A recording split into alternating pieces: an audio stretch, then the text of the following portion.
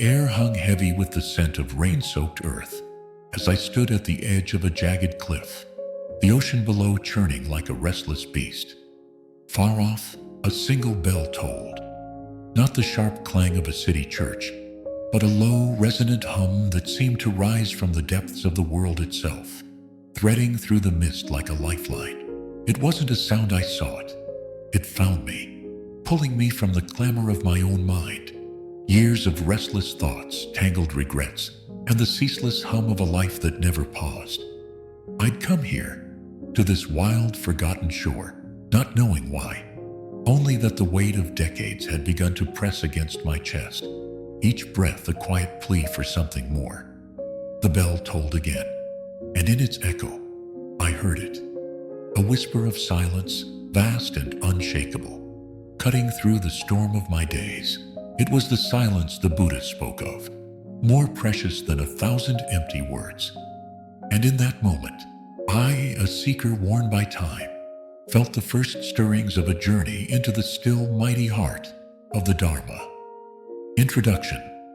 A gateway to the stillness within. This wasn't how I pictured the start of anything. Alone on a cliff, salt stinging my eyes, the world roaring beneath me. I had envisioned wisdom arriving in gentler ways. A quiet book in a sunlit room, perhaps, or the soft voice of a teacher under a temple's eaves. But I've learned that life rarely hands us peace on a silver platter. It demands we wrestle it from the chaos. That bell, tolling through the fog, was no accident. It mirrored the essence of the 8 secrets I'd soon uncover, truths rooted in Buddhist wisdom that urge us to hold back, to cradle certain things close, rather than spill them into the whirlwind of our modern lives. Social media clamors, phones buzz, voices demand we speak, display, prove ourselves.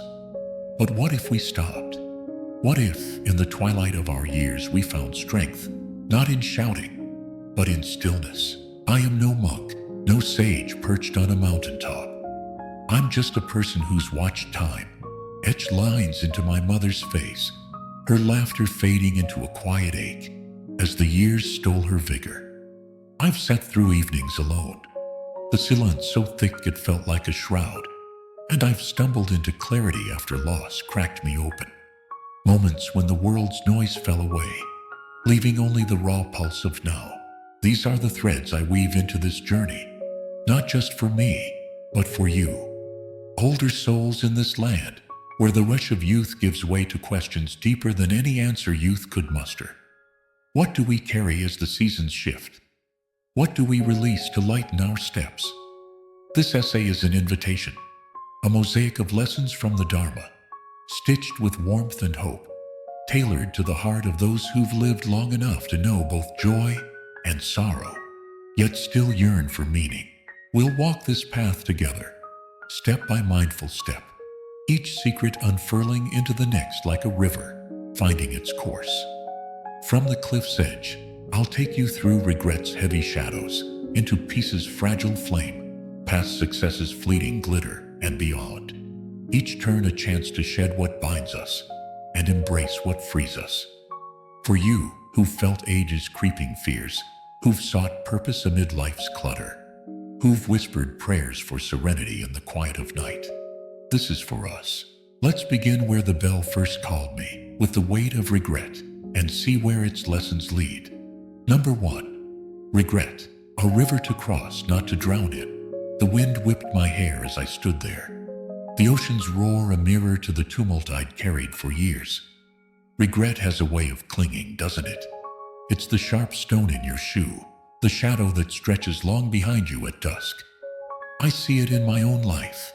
Words snapped at my father in a moment of heat, now echoing in the silence since he's gone. The job I didn't take, the chance I let slip because fear held my tongue. For so many of us, older now, those moments pile up like driftwood on the shore. Arguments that left a spouse's eyes dim, choices that kept us safe but small, times we turned away when we could have reached out. We replay them at night, the mind whispering, if only, until the weight bows our shoulders and slows our days. The Buddha's words cut through that fog, The past is ashes, the future a dream. Only the present is where we live. I didn't grasp that until the bell's toll shook me awake. It's not about erasing what's gone, how could we, but about loosening its grip. I think of Taro, the samurai from the tale, his sword stained with his friend's blood, his life a prison of guilt, until a monk showed him the stream. He didn't talk his way out of pain. He carved chopsticks, gifted them quietly, let the water carry his burden downstream. That story hit me hard, not because I've wielded a blade, but because I've wielded words and silence in ways that cut just as deep. How often have we, in our later years, spilled regret over coffee with friends, at family tables, hoping sympathy would lift it? Yet each retelling only sharpens the edge, keeps the wound fresh. In this land, where the culture pushes us to confess, to analyze, to fix, this feels radical, keeping regret close, not as a punishment, but as a teacher. I've seen it in the faces of those I've loved. My aunt, her hands trembling as she spoke of a marriage she fled, her voice breaking not from the leaving, but from the endless recounting. What if she'd let it rest? What if we all did? Picture yourself now, at 60, 70, 80, the years a tapestry of light and shadow. That fight with your son, the dream you buried, the apology you never gave. Feel them rise, tight in your chest. Now breathe. Ask not for pity, but for wisdom. What does this teach me today? Maybe it's patience you lacked, courage you can still muster, love you can offer now. Let the rest drift, not forgotten, but released, like Taro's stream washing the past clean. This isn't easy. Our world thrives on noise, television dissecting every flaw, phones pinging with opinions. We think sharing unburdens, but often it binds us tighter to what's gone. I've tried it, pouring out my father's last argument to a friend, expecting relief, only to feel the sting deepen as she nodded, unsure what to say. Silence, though, has power. It's not denial. It's spacey, space to see that every scar is a lesson, every misstep a chance to walk lighter now. For us, older and weathered, this is freedom. Not rewriting history, but stepping out of its cage. I left that cliff not unburdened, but steadier. The bells echo a reminder. Regret needn't drown us. It can be a river we cross, emerging wiser on the other side, ready for what lies ahead. Perhaps a peace we've long chased, but never held. Number 2, inner peace, a flame to guard through the storm. The cliff faded behind me as I wandered inland, the bell's echo softening into memory. Night had fallen, and I found shelter in a crumbling barn, its wooden beams groaning under the weight of years. Rain hammered the roof, a relentless drumbeat, and in that dim space, I struck a match. A T-3 trembling flame against the dark. It flickered as wind slipped through the cracks, threatening to die by, and I cupped my hands around it, willing it to hold. That flame felt like me, fragile, worn by time, yet stubborn enough to burn on. I'd come seeking something, though I couldn't name it then. A stillness, a steadiness, amid the gales of my later years. The Buddha's wisdom whispered through that moment. Peace isn't bestowed by the world. It's kindled within, a fire we must shield ourselves. I've lived long enough to know how rare that peace is, how easily it slips away. You've felt it too, haven't you? A sharp word from a neighbor cuts deeper now, lingers longer than it once did. A curt message from a child, grown and distant, dims the morning.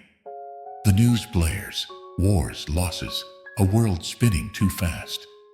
And that quiet ember inside us wavers.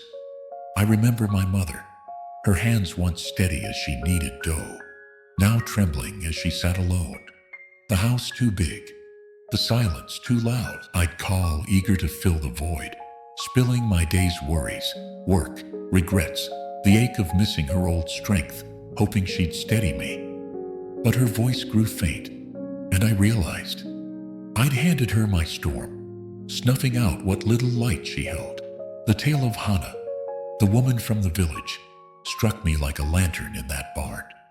Widowed, suffocated by others' prying, she fled to a temple only to find more voices tugging at her grief. It was the monk's words, "Take back your flame," that woke her. She stopped pouring out her soul, brewed tea instead, tended a garden, let stillness settle like dew. The villagers called her the Quiet One, not for her silence, but for the calm she radiated, a warmth that soothed without words. That's what we crave, isn't it, as the years stack up? Not the applause of youth, not the clamor of achievement, but a steady glow to carry us through nights when the body aches and the mind wanders. In this land, we're taught to share. Therapy, support groups, endless posts online promising connection. But how often does it help? I've sat with friends, unloading my fears, my sister's fading memory, the bills piling up, only to feel hollow after. Their nods a thin bandage on a deeper wound. The more I spoke, the more I gave my peace away, letting their advice, their pity, their indifference yawns the storm sea. Hana's lesson is stark. Every time we fling open that door, spilling every thought, we invite the cold in.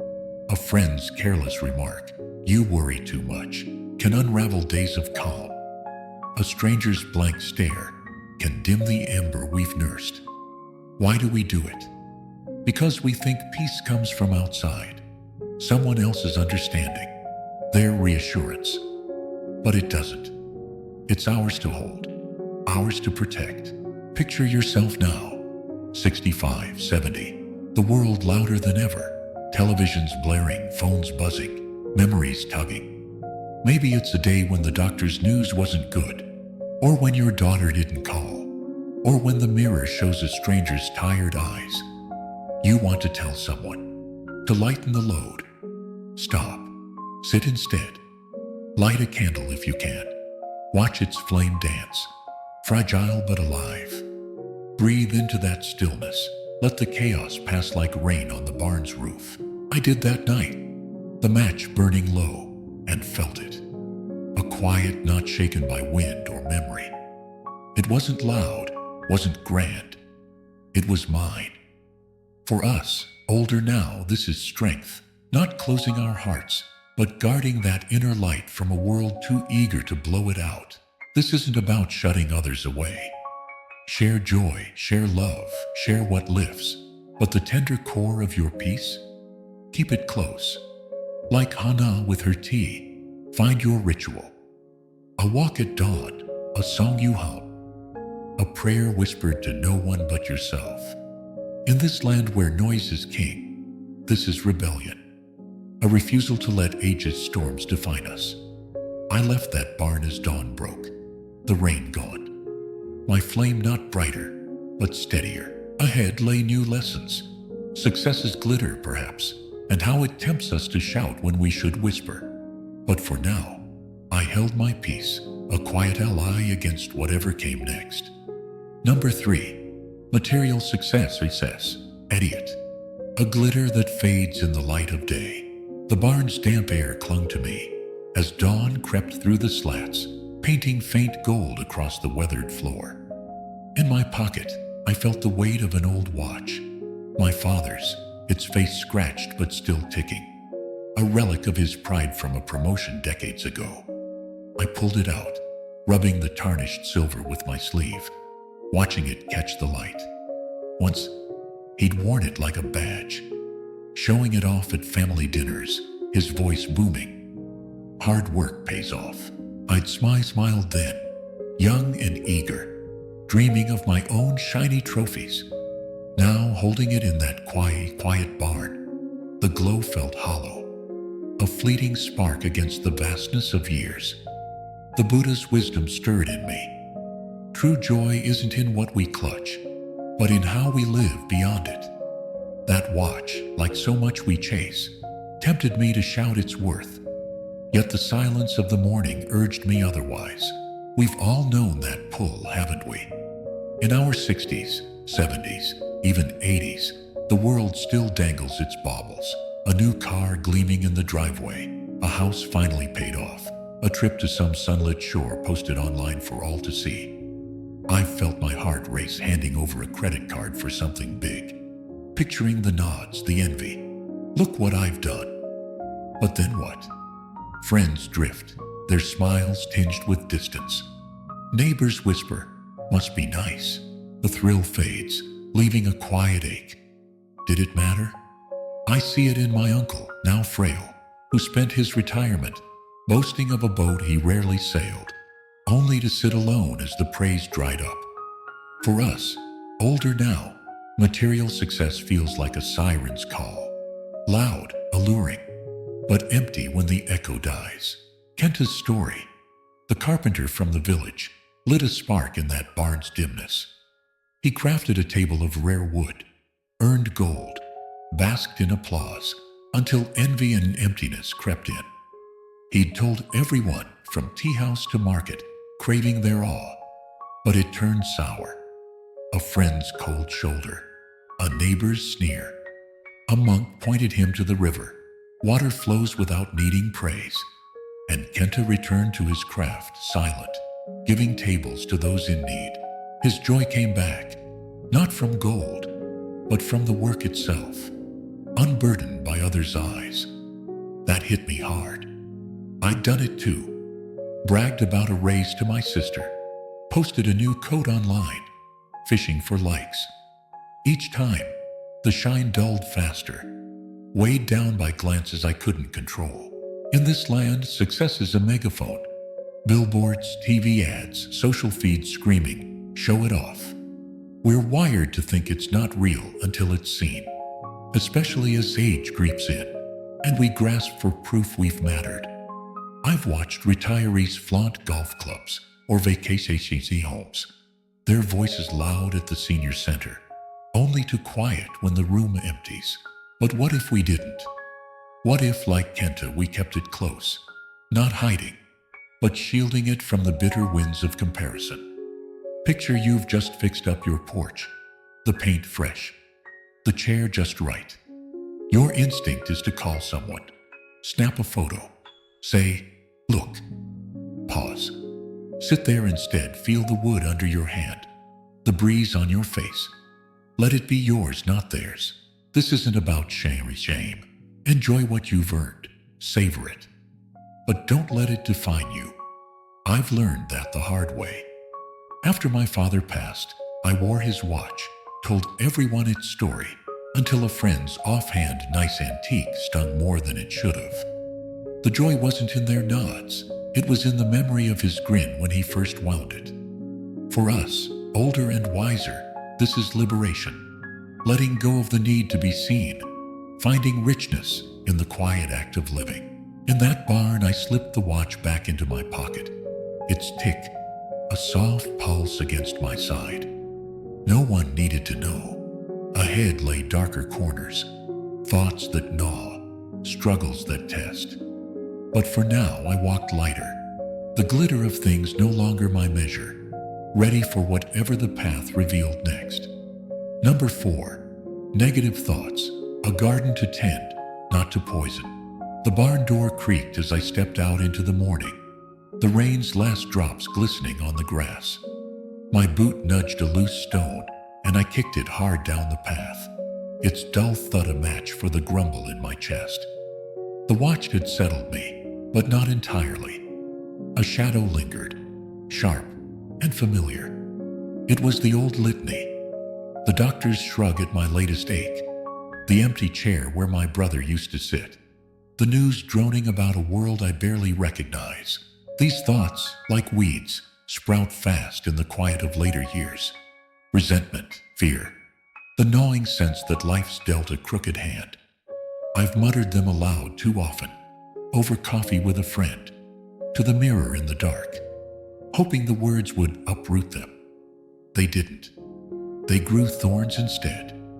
The Buddha's truth rustled through the trees then. The mind is a garden.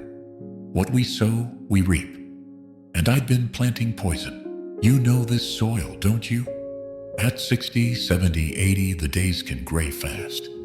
A knee that won't bend right sparks a curse, at times cruelty. A call from a child, rushed and distracted, brews a silent bitterness. The TV flickers with loss, floods, fights, farewells, and we mutter, what's the point? I've seen it in my neighbor, his porch sagging like his shoulders, grumbling about a pension that barely stretches, a son who never visits. I've done it too. Vented about a friend's slight, a bill I can't shake, letting the words spill like foot eater. Each time, I thought it'd lighten me, like airing out a damp room. But no, the gloom thickened, spread. To my voice, my eyes, the air around me. We think speaking banishes the dark. Too often, it feeds it. Miro's story, the farmer from the rice fields, bloomed in my mind as I walked that path. His crops failed, his laughter died, and he sat daily, pouring out complaints, weather, people, fate, until his garden, inside and out, withered. A monk handed him a dry twig. Plant this, what will it grow? Miro saw it, his words watered suffering, not relief. He stopped, picked up his hoe, replanted rice with trembling hands. Slowly, the green returned, not just to the field, but to his soul. That twig stayed with me. I've carried my own, snapped at my sister for forgetting a birthday, ranted to a friend about a leaky roof, each word a seed of thorns. Miro didn't erase doubt, he quit feeding it. He chose silence over venom, and the garden shifted. In this land, we're loud with our woes. Talk shows dissecting every grievance, online threads buzzing with outrage, coffee clutches trading sighs. For us, older now, it's tempting. Life's piled up enough to justify a good rant. I've watched retirees at the diner, voices rising over cold eggs and colder news, as if volume could fix it. I've been there, unloaded a bad day on my cousin, felt her nod, then saw her eyes glaze. Did it help? No. It built a wall, brick by bitter brick, blocking the sun. What if we stopped? Picture it. You wake, joints stiff, the mailbox empty of anything but bills. The old urge rises to call someone, grumble, spread the gray. Instead, breathe. Kick that stone if you must, but let it roll away. So something else, a hum, a glance at the sky, a memory of a day that wasn't so heavy. This isn't suppression, it's choice. The Buddha didn't deny pain. He saw it, named it, then turned the soil for hope. For us, with years behind and fewer ahead, this is power. To tend the garden, not poison it. I've tried it since that morning. Bit my tongue when the clerk was curt. Let a worry about my niece's silence settle like mud in a jar. It's not gone, but it's quieter. And the green peeks through. A laugh at a bird's antics, a note scribbled to a friend. The path stretched on, my steps lighter, the stone left behind. Ahead loomed struggles closer to the bone, cracks with those we love. But for now, I walked, the garden of my mind less choked, ready for the next seed the Dharma might plant. Number 5, personal struggles with others, a stream to mend, not to flood. The path wound downward, and I found myself by a stream, its water gurgling over smooth stones, a soft counterpoint to the morning stillness. In my pocket, a crumpled letter to my sister rustled, words I'd scrawled last night, raw with the sting of our latest rift. She'd snapped at me over the phone, her voice tight with exhaustion, and I'd fired back, old hurts flaring like dry tinder. Now, sitting on the bank, I traced the paper's edge, tempted to send it, or better yet, call a friend, spill it all, let someone else sift the ashes. But the stream's steady flow held me back, its quiet a mirror to the Buddha's counsel. Some cracks are ours to mend, not to widen with careless winds. I folded the letter, left it unkeyed, and let the water teach me. We've all felt these fractures, haven't we? In our later years, the ones we love, family, friends, partners, become both anchor and ache. A daughter's cold silence after a misunderstood word, a spouse's grumble over a forgotten chore, a friend's absence when we needed them most. These sting deeper now, when time feels short and roots run long. I've seen it in my cousin, her eyes red after a fight with her son, her voice trembling as she told me every detail over tea. I've done it too, phoned a neighbor about my sister's barb, hoping their, "Oh, that's tough," would ease the knot. It didn't. It spread, a ripple turning into a wave, washing peace away from the very bond I meant to save. Suna's tale, the woman from the forest village, shimmered in that stream's reflection.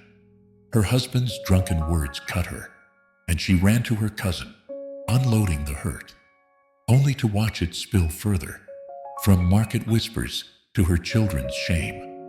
The home she loved grew cold, not from the fight, but from the flood she'd let loose.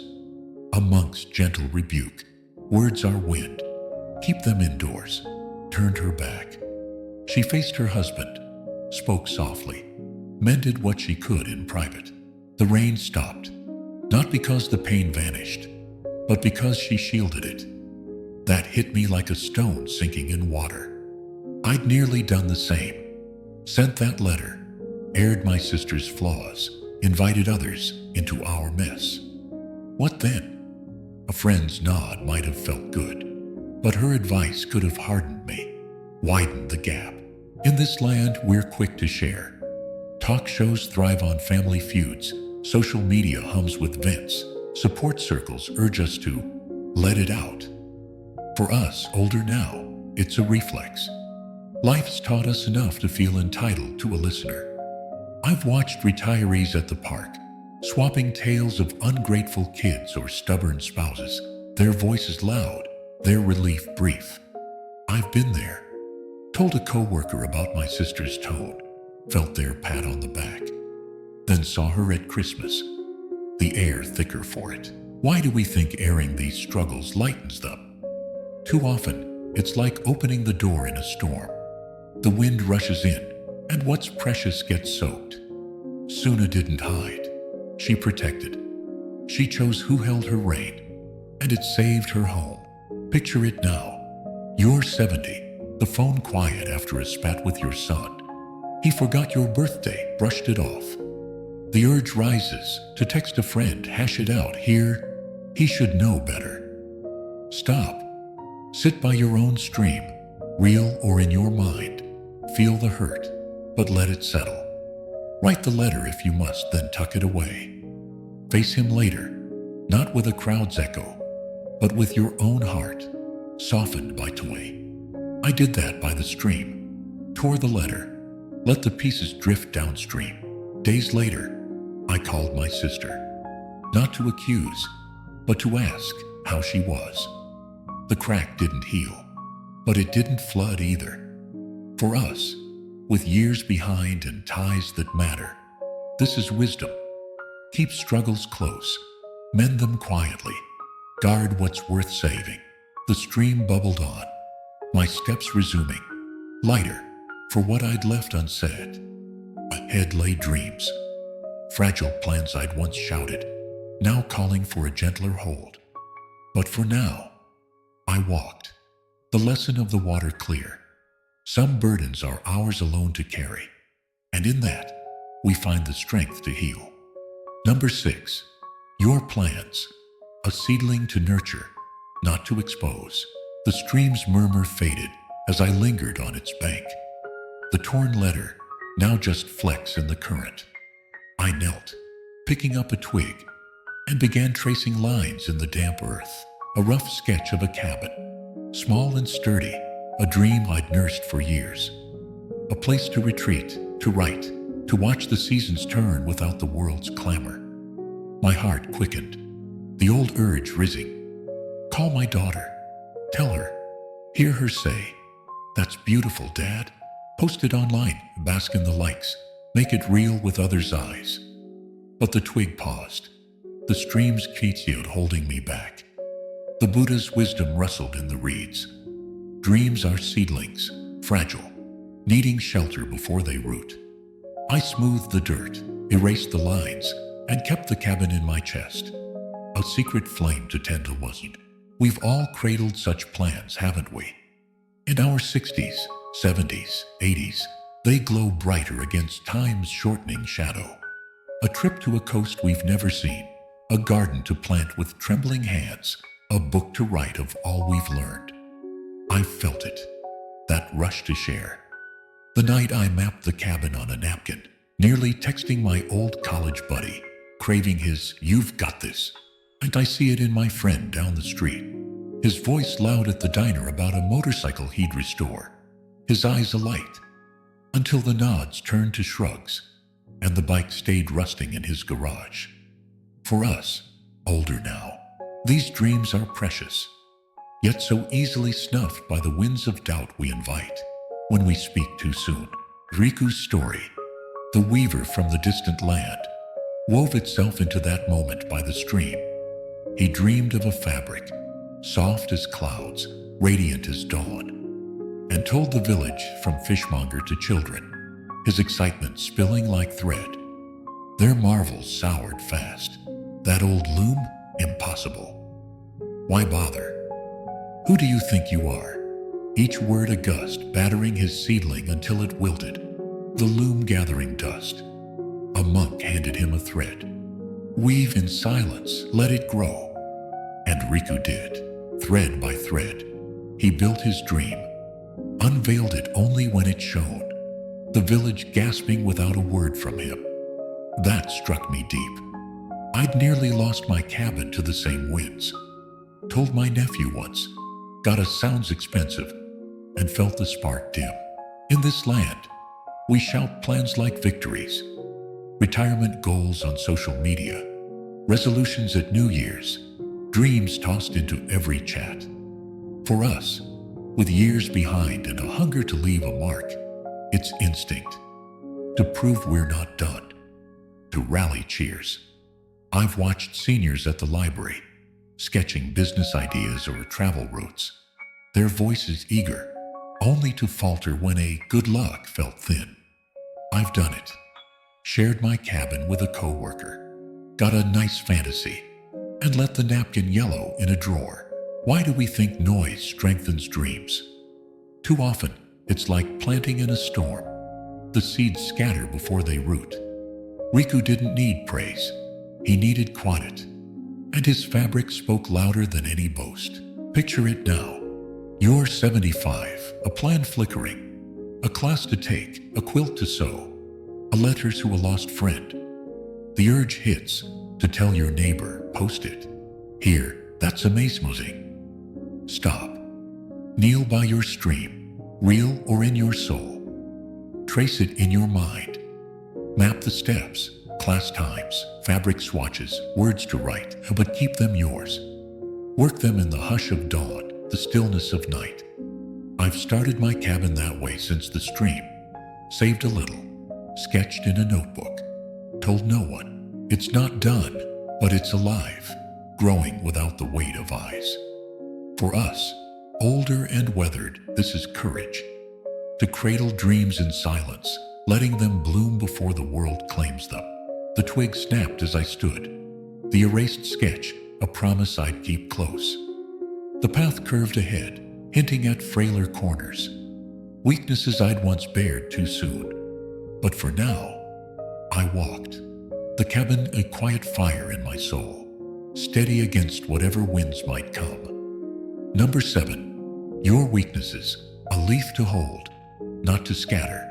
The path steepened as I walked on, the stream's song now a distant hum. My knee twinged, a sharp sudden jab, and I stumbled, catching myself against a gnarled oak. The ache wasn't new. It's been my shadow these past years, a whisper of frailty that grows louder with each season. I steadied my breath, but a colder pang rose. The memory of a night I'd crumbled, alone in my kitchen, the weight of losing my job years back, crashing in like a tide. I'd told a friend then, voice shaking, about the fear I'd never be enough, the sadness that clung like damp rot. Her "you'll bounce back" felt kind, but later, I heard it whispered at a barbecue. He's still hung up on that. The oak's rough bark steadied me now, and the Buddha's wisdom rustled in its leaves. Weaknesses are frail threads. Give them only to hands that won't tear them apart. We've all carried these tender spots, haven't we? In our 60s, 70s, 80s, they multiply like cracks in old porcelain. A tremble in the hands, a fear of forgetting names, a quiet grief for dreams unfulfilled. I've felt it, that urge to unburden. The day my knee buckled on the stairs, nearly calling my son to confess how small it made me feel. I see it in my friend at the senior center, her voice low, as she told me of a marriage that frayed decades ago, her eyes begging for understanding, only to wince when another piped up, "You should have left sooner." For us, older now, these weaknesses are raw, precious, and perilous, too easily bruised when we lay them bare. Lila's story, the woman from the forest village, took root as I leaned against that oak.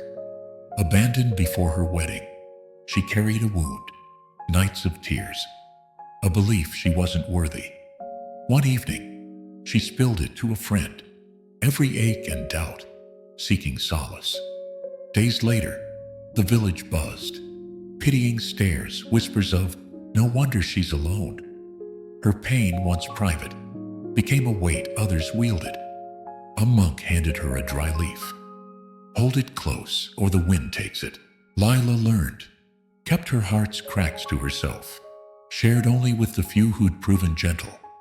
Her healing came not from swans alone, but from choosing who held her frailty. That pierced me. I'd bared my job loss, my knee, my fears, too often to ears that nodded then turned away. In this land, we're pushed to confess. Talk shows prize vulnerability. Groups urge us to open up, as if every scar needs an audience.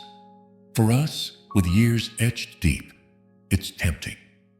Age makes us feel invisible, and sharing might prove we're still here. I've watched retirees at the coffee shop, admitting shaky finances or lonely nights, their voices soft, only to catch a smirk or a "that's life" that stings more than silence would have. I've done it. Told a neighbor about my kitchen breakdown, got a tough break, then saw him dodge me later. Why do we hand our leaves to every passerby? Too often, it's like tossing them into a gale. They shred and we're left colder. Picture it now. You're 72. A memory slips, a name, a date, and panic flickers, or a child's visit ends too soon, leaving a hollow ache. The instinct is to call someone, spill the fear, the hurt. Here, it's okay. Stop. Lean on your own oak, real or in your soul. Feel the leaf, dry, brittle, yours, and ask, who's earned this? Not the casual friend, not the gossiping kin, only the one who's held your hand through storm. I've started since that stumble, kept my knees twinged to myself, shared a quiet fear with my daughter, only when her voice softened first. It's not hiding, it's guarding. For us, older and worn, this is dignity. To cradle our weaknesses, letting them heal in hands we trust. The oak stood firm as I straightened, the twinge easing. My leaf held close. The path stretched on, hinting at brighter turns. Deeds to do perhaps in quiet strength. But for now, I walked, steadier for what I'd kept, ready for whatever the Dharma might unleash next.